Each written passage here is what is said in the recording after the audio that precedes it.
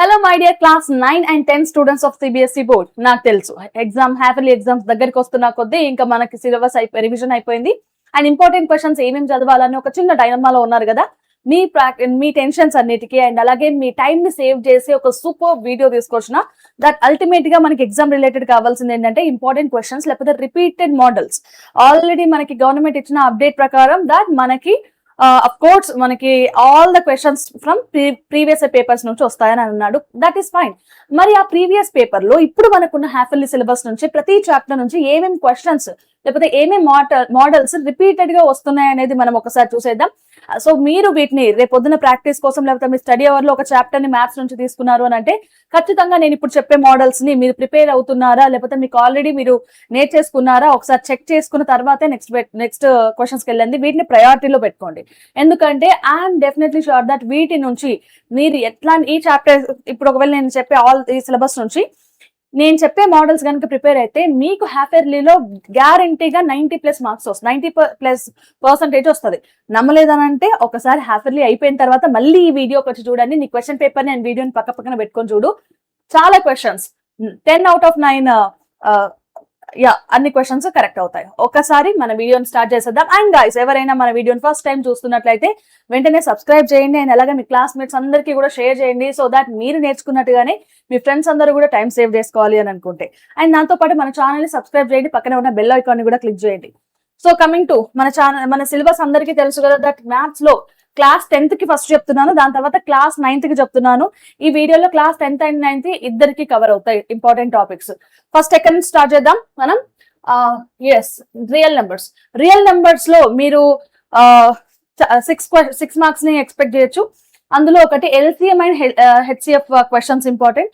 దాంతో పాటు fundamental theorem of arithmetic and irrational numbers ని ప్రూఫ్ ఒక నంబర్ ఇస్తాడు లైక్ 3+√2 5 ఈ నంబర్ ఇస్తాడు, దీన్ని ఇర్రేషనల్ అని ప్రూవ్ చేయండి అని అంటాడు. దానికి మనం ప్రూఫ్ బై కాంట్రడిక్షన్ తో సొల్యూషన్ రాస్తాము. ఖచ్చితంగా దీన్ని స్టెప్స్ గుర్తుపెట్టుకోండి, ఇది డామ్ షూర్ క్వశ్చన్ ఇది ఎవ్రీ టైం. అండ్ అలాగే రేషనల్ వర్సెస్ ఇర్రేషనల్ క్వశ్చన్స్ ఇస్తాడు.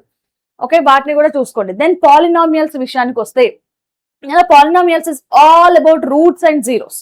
రూట్స్ అంటే అవే జీరోస్ అని అంటాం. దాంతో పాటు గ్రాఫ్ కూడా ఇంపార్టెంట్. అంటే ఒక పాలినామియల్ ఇచ్చి మనం దానికి గ్రాఫ్ ని డ్రా చేయమని అంటారు. సో జీరోస్ అండ్ అలాగే మనకి కోఎఫిషియెంట్స్ కి అండ్ జీరోస్ కి మధ్యలో రిలేషన్ ఫర్ లీనియర్ కి ఉంది, క్వాడ్రాటిక్ ఈక్వేషన్ కి ఉంది, అలాగే క్యూబిక్ ఈక్వేషన్ కి కూడా ఉంది. జస్ట్ వీటికి మహా అంటే ఎంత ఒక 6 to 7 ఫార్ములాస్ ఉన్నాయి, అవి నేర్చేసుకోండి. దెన్ మనకి పాలినామియల్ ఇచ్చి జీరోస్ ని ఫైండ్ అవుట్ చేయడం కానీ, division algorithm theorem for polynomials ఇది మనం బాగా ప్రాక్టీస్ చేసాము. అండ్ అలాగే మన వన్ షాట్ లో కూడా ఉన్న ఈ క్వశ్చన్స్ ఖచ్చితంగా వెళ్ళి చూడండి ఒకసారి. And graph for polynomial of course linear polynomial అయితే మనకి ఏమొస్తుంది, స్ట్రైట్ లైన్ వస్తుంది. అండ్ మన క్వాడ్రాటిక్ పాలినామియల్ అయితే మన పారాబోలా. అండ్ అలాగే క్యూబిక్ పాలినామియల్ కి ఇలాంటిది వస్తుందని మనం ఆల్ డిస్కస్ చేస్తాం. ప్రతిదానికి కూడా గ్రాఫ్ డ్రా చేసిన క్వశ్చన్స్ మన వన్ షాట్స్ లో ఉన్నాయి. ఒకసారి డీటెయిల్డ్ వన్ షాట్స్ ఉన్నాయి, ఒకసారి చెక్ చేయండి. దాంతో పాటు పేర్ ఆఫ్ లీనియర్ ఈక్వేషన్స్ లో ఈ లీనియర్ ఈక్వేషన్ లో మనకి 3 మెథడ్స్ చాలా ఇంపార్టెంట్. మొత్తం ఏం లేదు అసలు ఈ చాప్టర్ లో.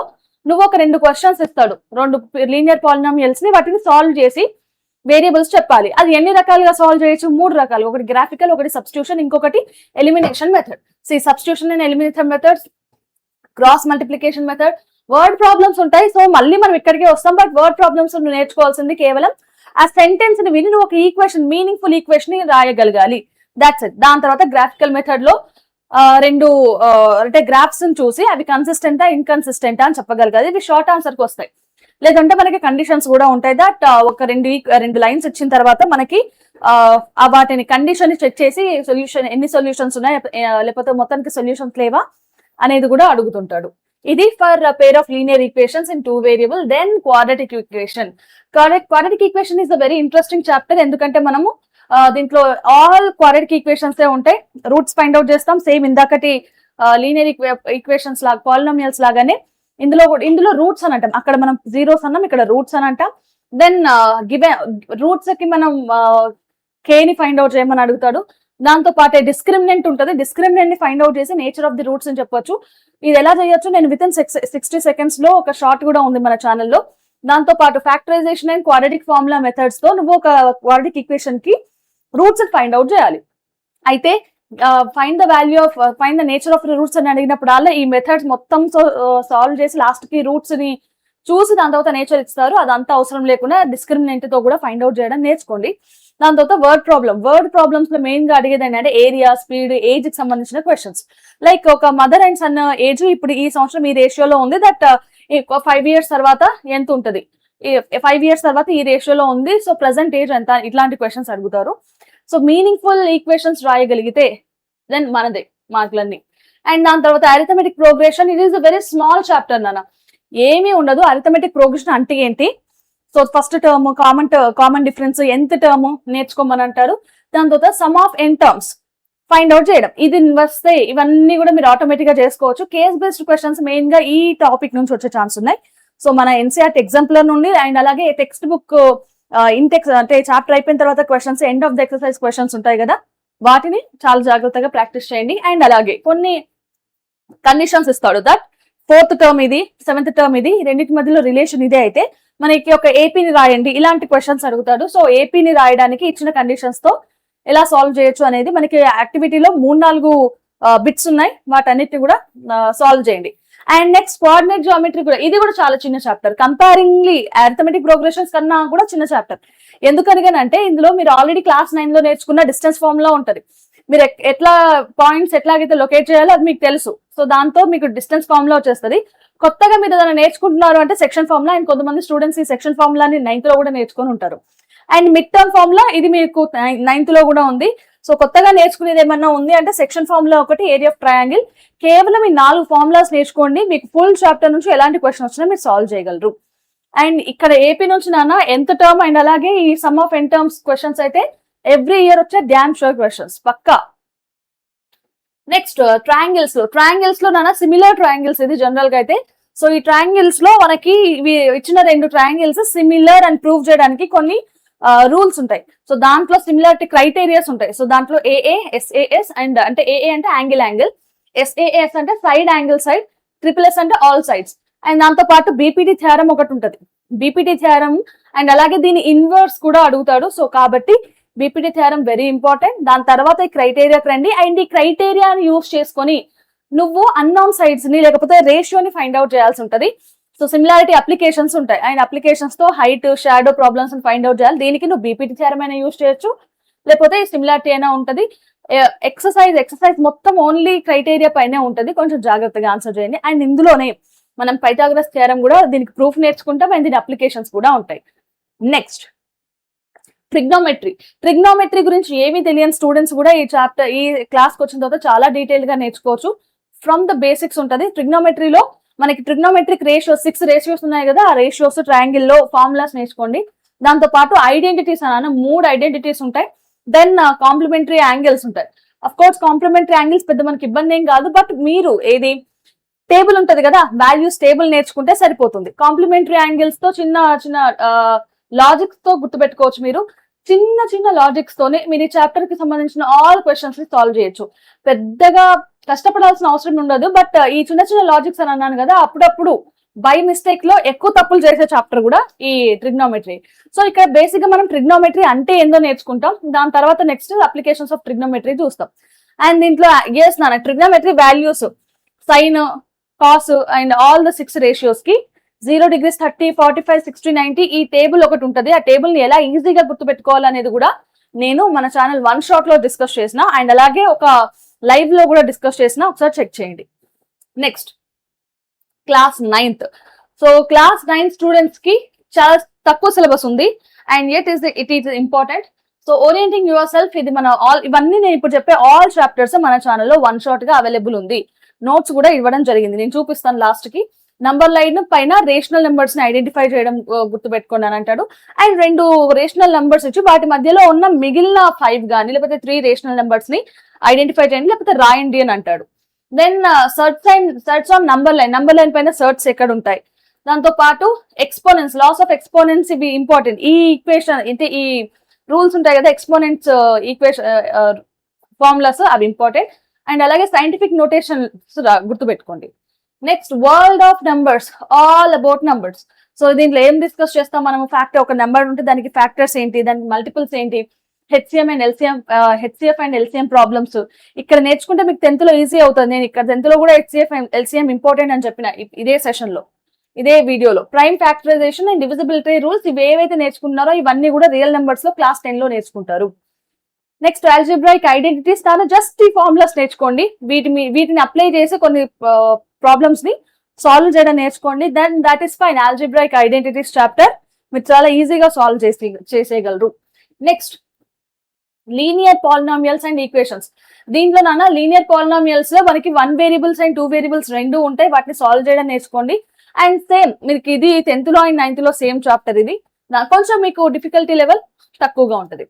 వర్డ్ ప్రాబ్లమ్స్ ఉంటాయి, ఇక్కడ కూడా వర్డ్ మొత్తం సెంటెన్స్ ని అంటే మొత్తం మనకి ఇచ్చిన సినారియోని చదివి ఒక మీనింగ్ఫుల్ 2 ఈక్వేషన్స్ రాయగలగాలి. దెన్ లీనియర్ ఈక్వేషన్స్ ని మనం కోఆర్డినేట్ ప్లేన్ మీద డ్రా చేయగలగాలి. అండ్ అలాగే ఎక్స్ప్రెసింగ్ 1 వేరియబుల్ ఇంకొక వేరియబుల్ లాగా, అంటే ఎక్స్ ని వై టర్మ్స్ లేకపోతే వై ని ఎక్స్ టర్మ్స్ లో రాయగలగాలి. చాలా సింపుల్ ఇది లాస్ట్ ది, బట్ కన్ఫ్యూజ్ అవుతారు. చిన్న చిన్న ప్లస్లు మైనస్లు అటు ఇటు వెళ్ళేటప్పుడు వాటి దగ్గరే ఎక్కువ పోయేది. పెద్ద పెద్ద విషయాల దగ్గర మన బ్రెయిన్ చాలా యాక్టివ్ గా పనిచేస్తుంది, కానీ చిన్న చిన్న విషయాల్ని మన బ్రెయిన్ తీసేసుకోదు. అండ్ ఎక్స్ప్లోరింగ్ జామెట్రిక్ షేప్స్ లో properties of angles, supplementary and alternative cointerior ఇవన్నీ కూడా గుర్తుపెట్టుకోండి. దాంతో పాటు ట్రయాంగిల్స్ లో మనకి రకాలు ఉంటాయి, రైట్ యాంగిల్ ట్రయాంగిల్ అని ఇవన్నీ. సో యాంగిల్స్ అండ్ ప్రాపర్టీ ఒకటి అండ్ ఎక్స్టీరియర్ యాంగిల్ ఒకటి, ఈ రెండు గుర్తుపెట్టుకోండి, అది ఏ రకమైన ట్రయాంగిల్ అయినా.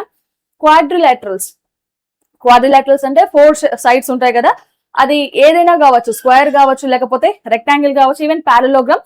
బట్ మన చాప్టర్ లో ప్యారలోగ్రామ్ పైన ఎక్కువ ఫోకస్ చేస్తారు. ఆ ప్రాపర్టీస్ గుర్తుపెట్టుకోండి, ఆ ప్రాపర్టీస్ మనకు 10th లో కూడా పనికి వస్తాయి. Next basic circle concepts. ఇది ఇక్కడ నేర్చుకోవడం వల్ల చాలా చాలా హెల్ప్ అవుతుంది ఫర్ మీకు 10th లో. But yes, basic concepts are enough.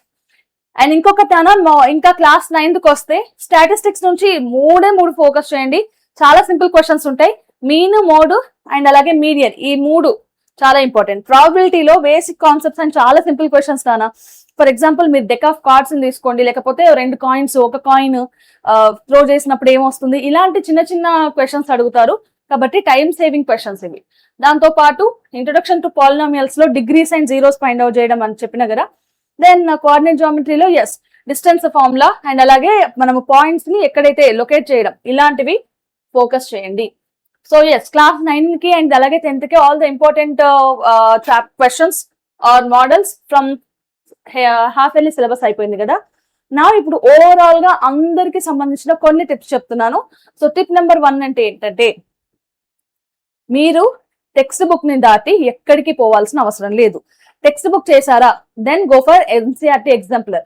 అది కూడా అయిపోయిందా, ప్రీవియస్ ఇయర్ క్వశ్చన్స్ చేయండి. అది కూడా అయిపోయిందా, దెన్ మనకి ఎవ్రీ చాప్టర్ తర్వాత కొన్నిసార్లు అడిషనల్ ఎక్సర్సైజెస్ ఉంటాయి, లేకపోతే మనకి end of the optional exercises ఉంటాయి, అవి కూడా ట్రై చేయండి. బట్ ఎన్సీఆర్టీ దాటి బయటికి ఎక్కడికి వెళ్ళకండి. క్లాస్ 9 వాళ్ళకైతే డామ్ షూర్ క్వశ్చన్స్ ఉంటాయి, టెక్స్ట్ బుక్ లో ఏది ఉందో అదే క్వశ్చన్ వస్తుంది. అండ్ అలాగే మీరు సొల్యూషన్, చాలా మంది పిల్లలు ఏంటంటే మ్యాథ్స్ క్లాస్ వినేటప్పుడు కూడా అండ్ మ్యాథ్స్ ప్రాక్టీస్ చేసేటప్పుడు కూడా కళ్ళతో చూస్తుంటారు సొల్యూషన్ మొత్తాన్ని. అలా కాదు, పెన్ను పేపర్ తీసుకొని ఖచ్చితంగా సాల్వ్ చేయండి. అప్పుడే కదా నువ్వెక్కడ మిస్టేక్ చేస్తున్నావు అని తెలుస్తుంది, నీ మిస్టేక్స్ నీకు తెలుస్తాయి. లేకపోతే ఎగ్జామ్ రాసిన తర్వాత టీచర్ కరెక్షన్ చేసి చెప్తేనే నీకు తెలుస్తాయి, అది చాలా లాస్. Next revision daily. మనకి మ్యాథ్స్ అంటే ఇట్స్ ఆల్ అబౌట్ ఫార్ములా లేకుండా నువ్వు అసలు ఆ క్వశ్చన్ ని అటెంప్ట్ చేయలేవు అండ్ ఏ రకంగా కూడా మనం ముందుకు వెళ్ళలేము. కాబట్టి మ్యాథ్స్ లో ఖచ్చితంగా ఒక ప్రతి చాప్టర్ కి ఫార్ములా లిస్ట్ పెట్టుకోండి అండ్ ఫార్ములా షీట్ పెట్టుకొని రెగ్యులర్ గా దాన్ని రివైజ్ చేస్తున్నాను. At least daily 5 to 10 minutes are enough కదా. దాంతో పాటు మనకి మన ఫైనల్ గా ఎగ్జామ్ లో ఎలాంటి మెథడ్ ఉంటుందనంటే స్టెప్ మార్కింగ్ మెథడ్ ఉంటుంది. మీ అందరికీ తెలుసు స్టెప్ మార్కింగ్ మెథడ్ అని అంటే, ఏదన్నా క్వశ్చన్ ని ఎన్ని ఎక్కువ స్టెప్స్ లో రాస్తే దానికి స్టెప్ వైజ్ గా మార్కులు ఉంటాయి. బోర్డే ఇస్తుంది. సో పిల్లాడి స్టెప్ రాసాడా, దెన్ ఇన్ని మార్కులు ఇవ్వండి. ఈ స్టెప్ రాసాడా, ఇన్ని మార్కులు. లాస్ట్ ఆన్సర్ రాసాడా, ఇన్ని మార్కులు. ఫార్ములా రాసాడా, ఇది. సో ప్రతిదీ కౌంట్ చేస్తాడు. కాబట్టి అంటే క్వశ్చన్ ని మనకి ఆన్సర్ ఈజీగా తెలుస్తుంది, అది కాదు విషయం. ఎగ్జామ్ లో ఎలా ప్రెజెంట్ చేయాలి అది తెలుసుకోవడం చాలా ఇంపార్టెంట్. కాబట్టి ఈచ్ అండ్ ఎవ్రీ స్టెప్ ని రాసేయండి అండ్ ప్రెజెంటేషన్ స్టెప్ వైజ్ గా నీట్ గా ఉండేలాగా చూసుకోండి. Okay, so guys, this is all about మన class 10 half yearly exams maths మంత్ర.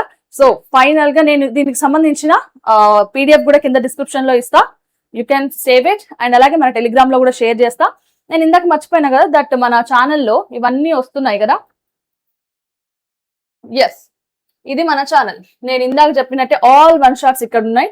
నేను ఒక ప్లేలిస్ట్ కూడా తయారు చేస్తా. So introduction to trigonometry and అలాగే ఇంగ్లీష్ కూడా వస్తుంది నాన్న, సౌండ్ క్లాస్ 9th కి, అండ్ దాంతో పాటు arithmetic progression for class 10 and and and work energy theorem for class 9 and దాంతో పాటు ఆల్జిబ్రాయిక్ ఐడెంటిటీస్ ఫర్ క్లాస్ 9. ఇలాంటి చాలా చాలా ఇన్ఫర్మేషన్ మన ఛానల్లో ఉంది. అండ్ దాంతో పాటు లైవ్స్ కూడా తీసుకున్నాను. ఇవాల్టి లైవ్ అయితే polynomials important questions and previous ఇప్పుడు నేను ఏదైతే చెప్పినో వాటిపైనే ఫోకస్ చేయబోతున్నాను. సో మన ఛానల్ ని ఇంకా సబ్స్క్రైబ్ చేయలేదు అని అంటే ఇమ్మడి సబ్స్క్రైబ్ చేసేసి మన లైవ్స్ అన్నిటిని రెగ్యులర్ గా ఫాలో అవ్వు. ఓకే, సో ఇలాగే సైన్స్ కూడా ఇంపార్టెంట్ క్వశ్చన్స్ కావాలని అనుకుంటే కింద కామెంట్ సెక్షన్ లో do let me know. Okay, bye guys and all the best for your exams.